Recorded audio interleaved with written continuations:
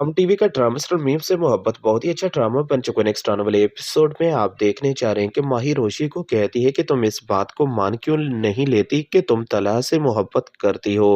रोशी कहती है कि माही तुम्हारा दिमाग खराब तो नहीं हो गया, मैं भला उससे मोहब्बत क्यों करूंगी, तला जैसे हिटलर से भला मैं शादी कैसे कर सकती हूँ।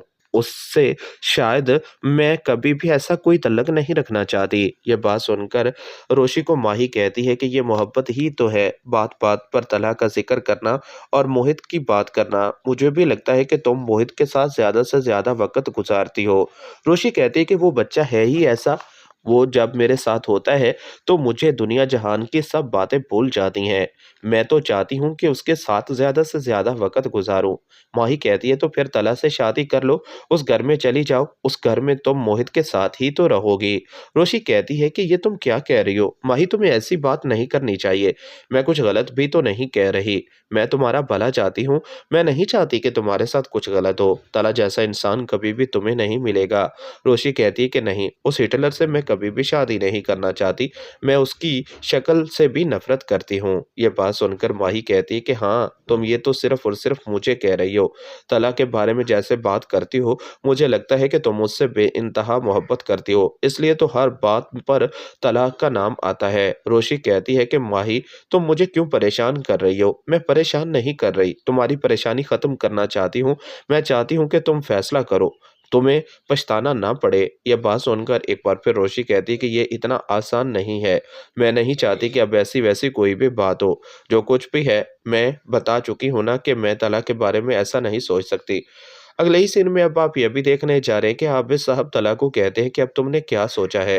रोशी से शादी कर लो, मोहित और तुम दोनों एक साथ खुश रहोगे। ये बात सुनकर एक बार फिर तला कहता है कि रोशी जैसी लड़की मेरी टाइप की नहीं है, मैं उससे शादी नहीं करना चाहता। मैं उससे कभी भी ऐसा कोई तल्लक कैसे रख सकता हूँ? जिस तरह वो चीज़ों को बिगाड़ देती है, मैं अपनी ज़िंदगी को बिगाड़ना नहीं चाहता। आबिद साहब कहते हैं कि तुमने कभी उस नज़र से उसे देखा ही नहीं। वो हर चीज़ को अपने हिसाब से और अपनी खुशी से डिज़ाइन करती है, चाहे वो काम हो या अपनी ज़िंदगी। ये बात सुनकर तला कहता है कि जो भी है, जो आप सोच रहे हैं, मुझे नहीं लगता कि ऐसा कभी भी हो सकता है। मैं कभी भी रोशी से ऐसा कोई तल्लक नहीं रखना चाहता। रोशी जैसी लड़की से शादी करना इतना आसान नहीं है। ये बात सुनकर एक बार फिर आबिद साहब कहते हैं कि तला, मैं ये सब कुछ तुम्हारे लिए नहीं कर रहा, मैं तो मोहित के लिए कर रहा हूँ और तुम मोहित के लिए कुछ भी कर सकते हो, तो तुम्हें मेरी बात माननी पड़ेगी। यह बात सुनकर तला कहता है कि आप मुझे मजबूर कर रहे हैं। मजबूर नहीं कर रहा, मैं तुम्हारा भला चाहता हूँ। रोशी जैसी लड़की तुम्हारा ख्याल रख सकती है, वो कभी भी तुम्हारे साथ धोखा नहीं करेगी। यह बात सुनकर तला कहता है कि बाबा, मैं इस टॉपिक पर बात नहीं करना चाहता। क्यों नहीं करना चाहते? मेरी जिंदगी का कोई पता नहीं कब खत्म हो जाए।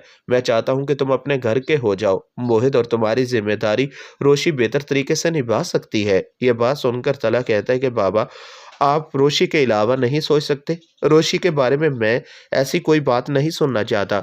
ये सब कुछ आप आने वाले एपिसोड में देखने चाह रहे हैं दोस्तों, चैनल को सब्सक्राइब कर लें। शुक्रिया, अल्लाह हाफ़िज़, अपना ख़्याल रखें।